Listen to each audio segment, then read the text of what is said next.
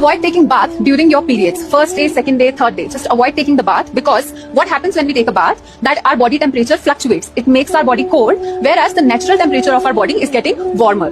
Especially women who are taking head bath, after the bath, they will feel a little tired. ఈ వీడియోలో చూపించినట్టు మనం స్నానం చేయకూడదా పీరియడ్స్ లో ఉన్నప్పుడు అంటే అస్సలు కరెక్ట్ కాదు. సో పీరియడ్స్ లో ఉన్నప్పుడు బ్లడ్ తో పాటు చాలా సెక్రీషన్స్ కూడా రిలీజ్ అవుతాయి అన్నమాట. వాటిని క్లీన్ చేయకపోతే వెజైనల్ ఏరియాలో ఇరిటేషన్ కాజ్ చేసి ఇన్ఫెక్షన్స్ ఎక్కువయ్యి స్కిన్ ఇన్ఫెక్షన్స్ కూడా వచ్చే ఛాన్సెస్ ఉండొచ్చు. సో నా ఉద్దేశంలో పీరియడ్స్ లో ఉన్నప్పుడు 2 to 3 times a day స్నానం చేయడం ఇంకా బెటర్. అండ్ ప్యాడ్స్ కూడా చాలా హైజీనిక్ గా మార్చుకోవాలి. నార్మల్ గా ఎవ్రీ 4 hours ప్యాడ్స్ మార్చుకోవాలన్నమాట. అదే హెవీ బ్లీడింగ్ అవుతుంటే ఇంకా తొందరగా మార్చుకుంటే బెటర్ గా ఉంటుంది.